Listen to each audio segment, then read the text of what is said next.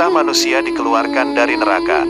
Kemudian umat Nabi Muhammad SAW menyeru di dalam neraka jahanam, "Ya Hanan, wahai Zat yang Maha Pengasih, Ya Manan, wahai Zat yang Maha Memberi, selama 1000 tahun.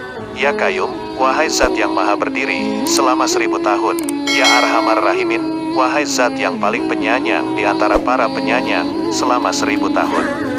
Tatkala Allah yang Maha Luhur telah memberlakukan hukum dan keputusannya, Dia memerintahkan malaikat Jibril sembari berkata, "Wahai Jibril, apa yang dilakukan oleh orang-orang yang maksiat dari golongan umat Nabi Muhammad?"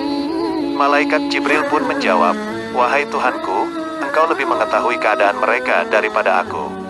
Lalu Allah berkata, "Pergilah dan lihatlah bagaimana keadaan mereka." Malaikat Jibril pun pergi menemui malaikat Malik, dan dia berada di atas sebuah mimbar api di tengah-tengah neraka jahanam. Tatkala malaikat Malik melihat malaikat Jibril, dia pun berdiri sebagai bentuk mengagungkan malaikat Jibril. Malaikat Malik pun bertanya, "Wahai malaikat Jibril, apa yang membuatmu memasuki tempat ini?" Lalu malaikat Jibril menjawab, "Apa yang telah kamu perbuat pada orang-orang yang maksiat dari golongan umat Nabi Muhammad SAW?" Malaikat Malik menjawab, "Alangkah buruk keadaan dan sempitnya tempat mereka. Api neraka telah membakar jasad-jasad mereka, api neraka telah memakan daging-daging mereka, dan tersisa wajah dan hati mereka yang memancarkan cahaya keimanan." Malaikat Jibril pun berkata, "Angkatlah, bukalah hijab penghalang, sehingga aku melihat mereka." Lalu malaikat Malik memerintahkan para malaikat penjaga neraka, lalu diangkatlah hijab dari mereka. Tatkala mereka memandang malaikat Jibril dan melihatnya sebagai sebaik-baik makhluk, maka mereka mengetahui bahwa dia bukanlah tergolong malaikat siksa. Mereka pun berkata, "Siapakah hamba ini yang mana tidaklah datang seorang pun yang lebih baik-baik daripadanya?" Malaikat Malik pun menjawab, "Ini adalah malaikat Jibril yang telah mendatangi Nabi Muhammad dengan membawa wahyu." Tatkala mereka mendengar sebutan nama Muhammad SAW, mereka semua menjerit sambil menangis dan mereka berkata, "Wahai malaikat Jibril, sampaikanlah salam kepada Nabi Muhammad dari kami dan kabarkanlah kepada beliau tentang buruknya keadaan kami. Kami telah dilupakan dan kami telah ditinggalkan di dalam neraka." Malaikat Jibril pun pergi sampai dia sowan ke hadapan Allah yang Maha Luhur. Allah yang Maha Luhur pun berkata, "Bagaimana kamu melihat umat Nabi Muhammad?" Malaikat Jibril pun menjawab, "Alangkah buruk keadaan dan sempitnya tempat mereka." Lalu Allah berkata, "Apakah mereka meminta sesuatu?" Malaikat Jibril pun menjawab, "Iya wahai Tuhanku, mereka meminta agar aku menyampaikan salam kepada Nabi Muhammad SAW dan mengabarkan tentang buruknya keadaan mereka." Allah pun berkata, "Pergilah dan sampaikan salam itu." Malaikat Jibril pun pergi menemui Nabi Muhammad dalam keadaan menangis, sedangkan Nabi Muhammad di dalam surga berada di bawah pohon tuba, di dalam tenda yang terbuat dari dur, mutiara putih. Tenda itu memiliki 4000 pintu. Setiap pintu terdapat 2 daun pintu, 1 daun pintu dari emas, dan 1 daun pintu dari perak putih. Lalu Nabi Muhammad SAW bertanya, "Apa yang membuatmu menangis wahai saudaraku, wahai malaikat Jibril?"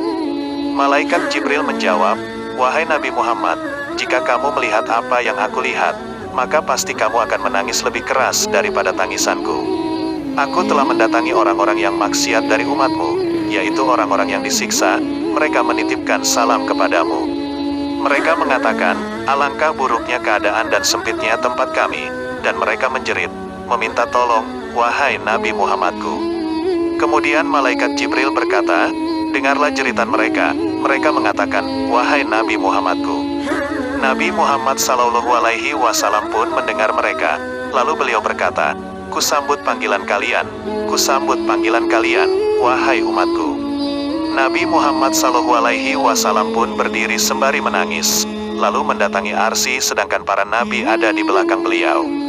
Nabi SAW menjungkur bersujud, lalu memuji-muji kepada Allah yang Maha Luhur dengan pujian yang mana tidak seorang pun yang memuji seperti beliau.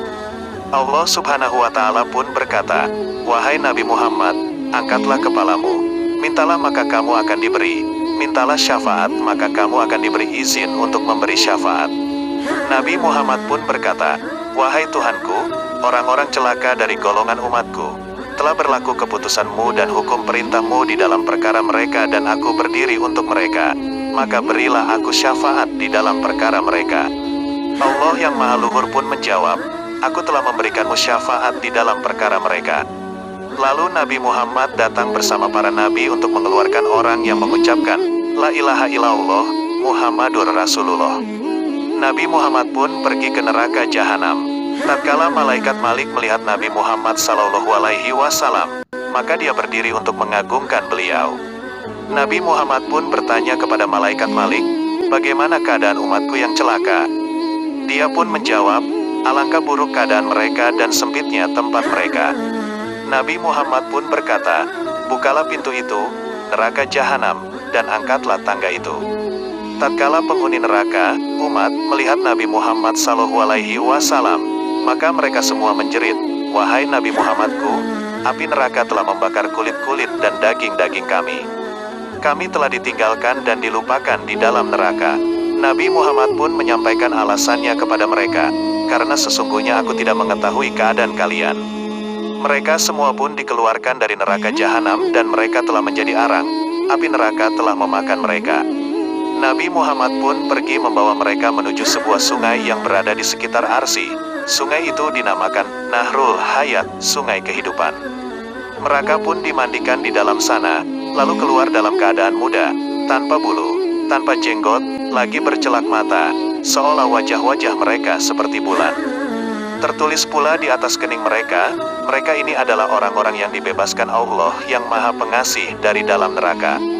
Mereka pun memasuki surga, lalu mereka merasa dikucilkan di dalam surga.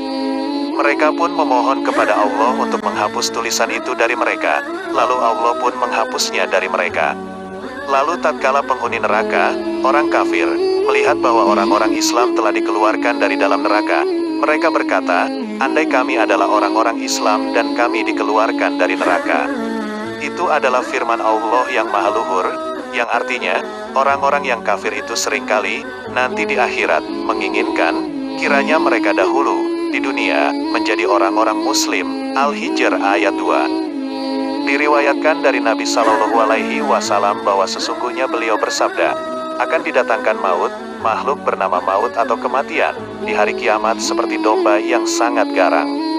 Lalu dikatakan, wahai penghuni neraka, apakah kalian mengerti domba garang ini? Mereka pun menjawab, iya.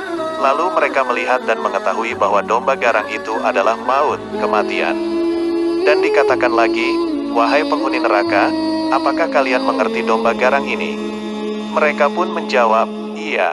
Lalu maut itu disembelih di antara surga dan neraka. Kemudian dikatakan, wahai penghuni neraka, selamanya dan tidak ada kematian di dalam neraka. Wahai penghuni neraka, selamanya dan tidak ada kematian di dalam neraka. Maka demikian itu adalah firman Allah yang Maha Luhur, yang artinya, dan berilah mereka peringatan tentang hari penyesalan, yaitu, ketika segala perkara telah diputus. Dan mereka dalam kelalaian dan mereka tidak, pula, beriman. Maryam ayat 39. Di dalam Khobar, tatkala neraka jahanam didatangkan, maka terdengarlah jeritan, lalu setiap umat berlutut di atas lutut mereka karena takut dan bingung. Dan itu adalah firman Allah yang Maha Luhur, yang artinya, dan, pada hari itu, kamu lihat tiap-tiap umat berlutut. Tiap-tiap umat dipanggil untuk melihat buku catatan amalnya. Pada hari itu kamu diberi balasan terhadap apa yang telah kamu kerjakan. Al-Jatsiyah ayat 28. Lalu tatkala mereka melihat neraka dan mendengarkan jeritannya, sebagaimana Allah yang Maha Luhur berfirman, yang artinya, apabila neraka itu melihat mereka dari tempat yang jauh, mereka mendengar kegeramannya dan suara nyalanya. Al-Furqan ayat 12. Dari perjalanan 500 tahun, maka setiap orang mengatakan, diriku, diriku, bahkan sampai Al-Khalil, Nabi Ibrahim alaihi salam, Al-Kalim, Nabi Musa alaihi salam, kecuali Al-Habib, Nabi Muhammad sallallahu alaihi wasallam.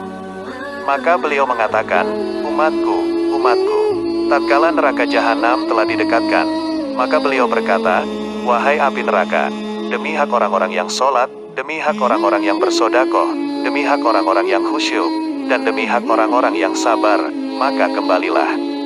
Namun api neraka tidaklah kembali. Lalu malaikat Jibril alaihi salam berkata kepada neraka jahanam, demi hak orang-orang yang bertaubat, air mata dan tangisan mereka atas dosa-dosa, maka kembalilah. Lalu api neraka pun kembali. Lalu didatangkanlah air mata orang-orang yang bermaksiat, kemudian disiramkan ke api neraka, maka matilah api neraka itu sehingga ia menjadi seperti api dunia yang mati sebab air dan debu. Di dalam khobar, tatkala para makhluk dikumpulkan di dalam mahsyar dan didatangkan neraka jahanam kepada mereka dalam keadaan terbuka pintu-pintunya. Api neraka pun mengelilingi penghuni mahsyar dari sisi depan, sisi kanan, dan sisi kiri mereka. Mereka pun memohon pertolongan kepada Nabi Shallallahu Alaihi Wasallam dan kepada malaikat Jibril alaihi salam. Lalu Allah berkata, wahai Nabi Muhammad, janganlah takut, kibaskan debu kepalamu. Beliau pun mengibaskan. Lalu Allah menjadikan debu kepala beliau sebagai mendung hujan yang berhenti di atas kepala orang-orang mukmin. Lalu Allah berkata, wahai Nabi Muhammad, kibaskanlah debu jenggotmu. Beliau pun mengibaskan. Lalu Allah menjadikan debu jenggot beliau sebagai tutup, penghalang, di antara mereka dan di antara api neraka. Kemudian Allah memerintahkan beliau untuk mengibaskan debu dari tubuh beliau. Beliau pun mengibaskan. Lalu Allah yang maha luhur menjadikan debu dari tubuh beliau sebagai karpet, hamparan, di bawah telapak kaki mereka dan mencegah mereka dari api neraka latlah, lantaran berkah Nabi Muhammad Sallallahu Alaihi Wasallam. Telah datang di dalam khobar, didatangkan seorang hamba di hari kiamat, unggullah amal-amal buruknya melebihi amal-amal baiknya. Malaikat pun diperintahkan membawanya ke dalam neraka. Lalu berkatalah sehelai bulu dari bulu-bulu kedua matanya dan bulu itu mengatakan, wahai Tuhanku, sesungguhnya Rasulmu, Nabi Muhammad Sallallahu Alaihi Wasallam bersabda, dimanapun mata yang menangis karena takut kepada Allah yang maha luhur, maka dia mengharamkannya pada neraka. Maka sesungguhnya aku pernah menangis karena takut kepadamu, maka selamatkanlah aku dari neraka. Lalu Allah yang maha luhur pun mengampuni hamba itu dan menyelamatkannya dari neraka sebab berkah tangisnya karena takut kepada Allah di dunia. Kemudian menyerulah zat yang menyeru, Fulan bin Fulan telah selamat sebab berkah sehelai bulu.